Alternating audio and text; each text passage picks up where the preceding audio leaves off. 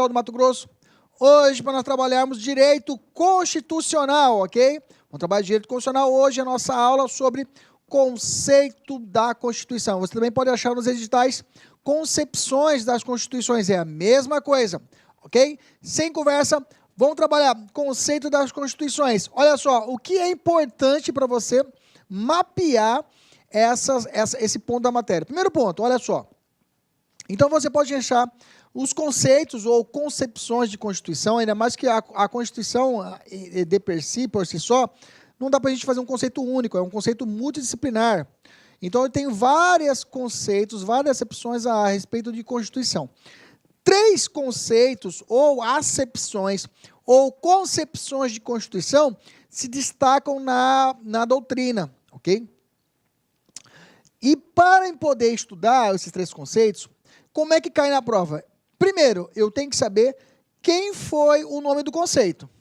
Conceito tal. Segundo, quem foi que criou esse conceito. E terceiro, o que significa esse conceito? Quais são as palavras-chave? O nosso jogo é esse, identificar qual o nome do conceito, tem que decorar. Qual foi o seu criador, tem que decorar também, cair em prova. E o que significa? Qual que é o macete para eu poder lembrar? Qual é, para diferenciar um conceito do outro? 3 conceitos, ok? Nesse primeiro conceito, vamos falar sobre conceito sociológico de Constituição. Conceito sociológico de Constituição. Sociológico de Constituição, quem foi que desenvolveu? Ferdinand Lassalle. Ferdinand Lassalle. Lassalle. Vem o S aqui, ó. Lassalle, o S é de sociológico. Não posso errar. Ferdinand Lassalle, conceito sociológico de Constituição. Ferdinand Lassalle, conceito sociológico de Constituição. Ele trouxe uma obra que é uma Constituição de 1862, ok? Ele trouxe a ideia de quem é a essência da Constituição. Ele trouxe esse primeiro conceito, ok?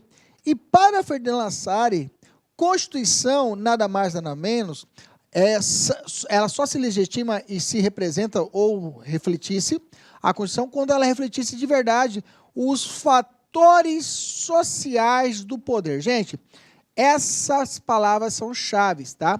Se você viu a palavra fatores sociais do poder, está fazendo referência a Ferdinand Lassalle, pode marcar e ir embora. Grava isso. Você viu na prova fatores sociais do poder, a Constituição é aquela que reflete fatores sociais do poder, ok? Tendo uma verdadeira, uma folha de papel em branco, se caso ela não refletir esses fatores sociais do poder. Falou fatores sociais do poder, você lembra Ferdinand Lassalle. Ferdinand Lassalle, conceito sociológico de poder. O que são esses fatores sociais do poder, professor? Ela tem uma Constituição para Lassalle, tem que refletir o quê? As forças econômicas, políticas, tem que estar à vontade, aspirações do povo, da sociedade, os conceitos religiosos, os conceitos econômicos, tudo ali embutido na Constituição. Seria o nosso artigo 6º hoje. O artigo 6º da nossa Constituição refletiria muito bem os direitos sociais, tá? O artigo 6º. Artigo 7º, direito do trabalho, ok? E aí vai. Então, a ideia é essa. Para Ferdinand Lassalle, uma Constituição, para que ela seja Constituição, ou seja considerada Constituição, uma Constituição, ela tem que refletir os fatores sociais do poder. Tem que refletir os fatores sociais do poder. Deve ser o espelho fiel da sociedade, pois se não refletir, não passa de uma simples folha de papel. Cai isso em prova, viu esse termo, folha de papel. Falou folha de papel, você lembra de Ferdinand Lassalle. Se não refletir os verdadeiros fatores sociais do poder, não passa de uma verdadeira folha de papel em branco. Ferdinand Lassalle, conceito sociológico de Constituição. Não pode errar, hein? Próximo, vamos lá. Conceito político de Constituição. Deixa eu apagar aqui para não ficar bagunçado. Conceito político de Constituição.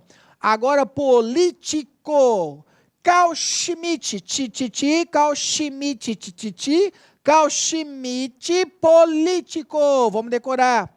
Carl Schmitt, conceito político ou concepção ou acepção política de Constituição. Olha só o que Carl Schmitt fala, olha só. Ele vai contra até a ideia de Ferdinand Lassalle. Carl Schmitt, ele também é considerado o jurista de Hitler, né? Ele fundamentou todo o Estado alemão através disso. E ele falou que Constituição não tem que trazer fatores sociais do poder, não. Ela tem que expressar, olha a palavra-chave, a decisão política fundamental do Estado. Diferente do Fernando Lassari, ele fala que a Constituição deve refletir a decisão política fundamental do Estado. É uma posição, uma posição decisionista, uma teoria decisionista ou política. Então, a Constituição tem que refletir fatores sociais do poder, pedido de direito do trabalho. Negativo. Constituição tem que estar só o básico, tem que ter só o elementar. Tem que ser só o filé. Deve ser só as matérias realmente essenciais para organizar o Estado. Tem que ter separação de poder? Executivo, legislativo e judiciário? Sim. Organizar cada um deles? Sim. Tem que ter direitos fundamentais? Sim. E só. Ah, mas sobre índio? Não precisa. Ah, não precisa. Previdência? Não precisa. Ele fala, inclusive, ele é o único, isso aqui é importante, é o único dos três conceitos que fala a separação do que é verdadeiramente Constituição e o que ele olha e fala assim, às vezes até dentro da Constituição ele fala, isso aqui não é Constituição, isso aqui não é matéria constitucional, isso aqui é lei constitucional. Ele fala que a Constituição é a matéria, que é aquele conteúdo que é materialmente constitucional, que ele fala que é importante mesmo. Agora, o que não é importante, mas está dentro da Constituição, pode ser que aconteça isso, esteja dentro da Constituição, mas não é importante. Ele fala que isso é chamada lei constitucional, ele faz a diferença. A nossa Constituição, por exemplo, a nossa Constituição tem matéria importante, mas também tem matéria que não precisava estar lá, mas está lá dentro. Para Carl Schmitt, ele fala, esse artigo, por exemplo, aqui fala, a casa é asilo inviolável do indivíduo, onde nela ninguém pode penetrar, salvo nos casos de flagrante delito, prestar socorro, desastre ou durante o dia, por autorização judicial. É o princípio da inviolabilidade do domicílio. Isso aqui é importante. Isso é uma matéria constitucional. Isso aqui tem que estar na Constituição. Aí você vai no artigo 13 da Constituição e fala que a língua portuguesa é a língua oficial do Brasil. Não precisava estar na Constituição. Isso não é importante. Isso não estrutura o Estado. Então, Carl Schmitt fala, isso aqui é lei constitucional, mas não é Constituição. Entendeu a diferença? Carl Schmitt, se fosse a Constituição para o Carl Schmitt, seria só a matéria importante. Ia ser uma Constituição pequenininha, só o filé para ele é importante, ok? Então, Carl Schmitt tem essa ideia, a obra é o conceito político de 1932, ela é defensora da teoria decisionista, ele foi um dos juristas de Hitler, né? Ele é um pouco queimado na história por causa disso. É a decisão base do concreto do Estado, assim só é constitucional aquilo que organiza o Estado e limita os poderes. O resto são meras leis constitucionais, como falei para vocês. Foi o único que diferenciou Constituição de lei constitucional. Acabei de falar para vocês, conceito político, Carl Schmitt. Conceito político, Carl Schmitt. E agora vamos falar de conceito, o último conceito, conceito jurídico de Hans Kelsen. Conceito jurídico de Hans Kelsen, professor, como que é o Kelsen? Ele tem uma visão mais social, uma visão mais política, o que ele é? Nenhum dos dois. Ele fala assim, a Constituição tem que ser lei fundamental do Estado, tem que ser lei, tem que ser técnica, tem que mexer com o documento técnico, não pode ser misturar coisas políticas nem sentimento social, tem que ser técnica. Lei fria. Tanto é que tem um livro do Hans Kelsen, chama Teoria Pura do Direito. Até o nome fala, Teoria Pura do Direito. Ele fala que é essência. Tem que estudar a Constituição como se fosse uma essência. E aí ele trouxe alguns sentidos. Mas antes disso, ele trouxe e desenvolveu por Hans Kelsen, tem que lembrar, conceito jurídico é Hans Kelsen, jurídico é Hans Kelsen, jurídico é Hans Kelsen. A Constituição é então considerada uma norma pura, puro dever ser, sem qualquer pretensão a fundamentação sociológica, política, sem qualquer, livre. Livre, até chamam isso de conceitos metajurídicos, anota aí, conceitos metajurídicos. A Constituição tem que estar livre desses conceitos metajurídicos, guarda aí, ok? A concepção de Kelsen torna a palavra Constituição em dois sentidos, sentido lógico-jurídico e jurídico-positivo, lógico-jurídico e jurídico, gente, isso aqui é importante decorar, tá? Sentido lógico-jurídico e sentido jurídico-positivo cai em prova, ok? Cai em prova é uma questão chatinha, mas vamos entender aqui. Olha lá, vamos aqui primeiro aqui em cima. Antes de estudar o bizu, vamos estudar aqui em cima. No sentido lógico-jurídico, a Constituição é a norma fundamental e hipotética. Eu tenho que decorar essas palavras. Norma fundamental e hipotética. Num sentido jurídico positivo, a Constituição é norma positiva suprema. Deixa eu entender. No jurídico positivo, ele fala que a Constituição é norma positiva suprema.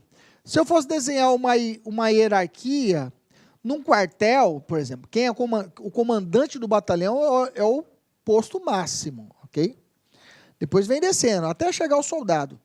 No ordenamento jurídico, Kelsen fala que a Constituição Federal, ela está nesse topo aqui, ok? Ela está no topo do ordenamento jurídico. Kelsen fala que a Constituição, ela é o ordenamento fundamental, ok? Bem que tem hoje com outras concepções, que vai falar que, além da Constituição Federal, existem também os tratados internacionais de direitos humanos aprovados pelo Quórum de Emenda Constitucional. Tratados internacionais de direitos humanos aprovados pelo Quórum de Emenda Constitucional. Os tratados internacionais de direitos humanos aprovados pelo Quórum de Emenda Constitucional terão mesmo força de norma constitucional. Mas isso é uma outra conversa, tá? Mas Kelsen, como na época não tinha os tratados internacionais de direitos humanos aprovados pelo Quórum de Emenda Constitucional, não existia esses tratados internacionais, não existia essa ideia, para ele existia só a Constituição Federal como norma positiva suprema, ou seja, é a norma das normas, a lei das leis. Ela fica no topo, numa hierarquia, ela fica lá no topo desse ordenamento jurídico. Aí fala assim, professor, em cima dela, quem ficaria em cima dela? Em cima dela seria ela mesma, por isso que ela é uma norma fundamental hipotética. Acima dela seria a própria Constituição Federal, mais ou menos assim. Por isso que é a norma fundamental hipotética no sentido lógico-jurídico, ok? Acima dela, só ela, digamos isso. Hoje tem a ideia também que existem tratados internacionais de direitos humanos que podem sobrepor até a ordem interna, mas isso é uma outra conversa também. Porque Kelsen, na época, quando ele desenvolveu a teoria dele, ele falou o seguinte, ó, existe ela como jurídico positivo, a norma positiva suprema, ou seja, dentro do Brasil, dentro do país, ela é o top dos tops, ela é o general, beleza? E acima dela seria ela mesma, tá? Por isso que fala no sentido lógico-jurídico. No sentido lógico-jurídico, é a norma fundamental hipotética, ou seja, é a norma acima das normas, ela que manda. Ok, beleza. E aí eu desenvolvi uma técnica aqui para ver se você consegue decorar. Vamos lá, olha lá. No sentido lógico-jurídico, norma fundamental hipotética. Eu criei assim. É lógico que Judite e Norma cursaram o ensino fundamental e hipoteticamente se formaram. Judite, é lógico que Judite e Norma cursaram o ensino fundamental e hipoteticamente se formaram. Horrível, né? Tudo bem, é horrível. Vamos tentar decorar aqui embaixo e aí vai por cima por eliminação. Vamos lá. Jurídico positivo, norma positiva suprema. Se você decorar uma, o outro vai por eliminação, fica mais fácil. Vamos de baixo. Judite estava no posto. Às vezes até me impressiona com a minha capacidade. No posto, positivo. Olá, meus amigos, minhas amigas. E aí, gostou da aula do nosso professor? Essa é uma aula demonstrativa, é uma aula grátis aqui da Lá Concursos, com a intenção de você conhecer o nosso projeto pedagógico, conhecer a qualidade técnica e didática dos nossos professores. Nós, da Lá Concursos, nós estamos fazendo uma super campanha, o melhor custo-benefício da internet para o concurso da Cefaz Rio Grande do Sul 2018. Olha só, melhor custo-benefício, curso completaço, ponto a ponto do edital, super atualizado Cefaz Rio Grande do Sul 2018. Presta atenção, o curso nosso de assistente fazendário, assistente fazendário, 100 dias de acesso, apenas 10 parcelas de R$ 25,00. E o cargo de técnico tributário completo também, apenas 10 parcelas de R$ 35,00. Pode acreditar, curso de altíssimo nível, super atualizado, ponto a ponto do edital por esse valor. Ah, professor, tem garantia? Com certeza, você pode se matricular sem medo de ser feliz. Durante 5 dias, você pode assistir quantas videoaulas desejar e baixar quantos PDF que quiser. Se não gostar, pode pedir para sair, entre em contato com a nossa central de atendimento, que nós iremos devolver o valor do seu investimento rápido e direto, sem burocracia. Isso é só aqui na Lá Concursos. Tá certo, meus amigos? Espero vocês. Um forte abraço. Tchau, tchau. Clique lá.